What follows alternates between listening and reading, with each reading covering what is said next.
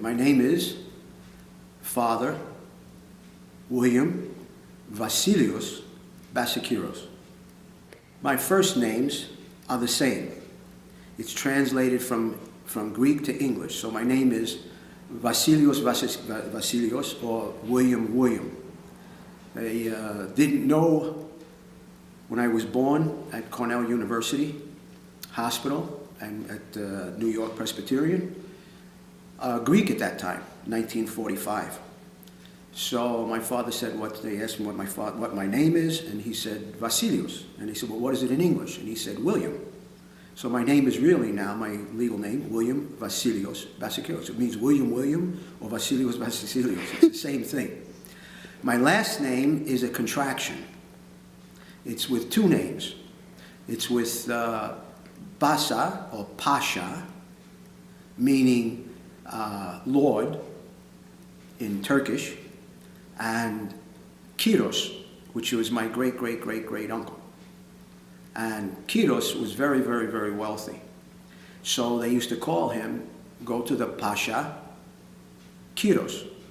So my name slowly turned into Bassakyros. I was born, as I said, in Manhattan, and then they took me back to the wonderful borough of Brooklyn. And that's where I grew up as a child. I was raised there until I was drafted in the Army, and while I was in high school. I went to a technical high school because I had a proclivity for electronics, and I learned a lot there. And when I got drafted, I was drafted into the Army, and went to basic training and all the rest, and started to excel once again with anything that has to do with creating anything, constructing anything, or fixing anything. So the Army sent me to school after basic training and to Fort Leonard Wood, Missouri, where I became an engineer. May, we shipped out and went to Vietnam in 1966. So I went to Vietnam by boat. It took us 34 days to get there, and thank God it took us that long so I could straighten out what would happen if I would die or not. It was pretty bad, but I always made light of it. I always joked about it. I took things seriously because I know I could die, but I looked at it as, well, that's what's going to be, that's what's going to happen.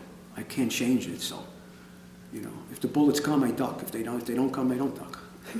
So that's how you have to think of it. It's the only way. Life is very strange, and for me, I know God is always guiding me through things, because a lot of my friends died.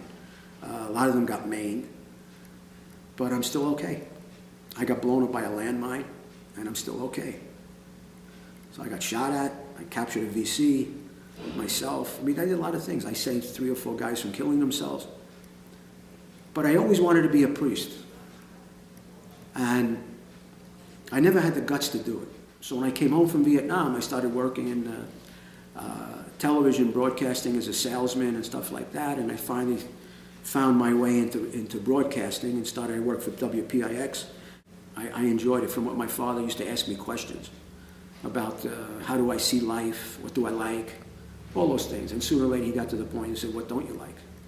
So I told him, I said, I don't like money. He said, after the film business, I was offered millions of dollars to open up my own business, open my own studios for P&G, Procter & Gamble's, and a couple of other people, and a couple of the ad agencies, because my work was so good. And that's when I gave it up. That's when I said, no, I can't do it anymore. Everybody has their place, and everybody has to know who they are. And I went through all this because I liked it. Anything I like, I do. Like after the film business, I was also building motorcycles during this.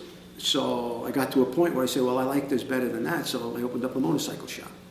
So I built motorcycles, drag bikes, custom bikes. I had them in shows. I drag raced them all over the United States. I went all over. And I got to a point again where I was very well known.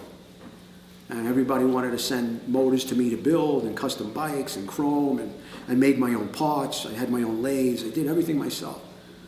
And I couldn't do it again. My father always taught me never to be afraid. The only person who will hold you back is you. So that was ingrained within me. Don't be afraid. Just go and do it. If you want to do it, do it. But focus on what you want to do. Have rest, relax a day, and go back to it again. But focus on what you want. And if you do that, you get good at it. Do one thing long enough, you get good at it. And that's what I was proving in my life all the time. Right. And that's how I felt. So why should I be afraid to do anything? I reasoned everything. So the only thing I did is I reasoned God out, I didn't reason Him in.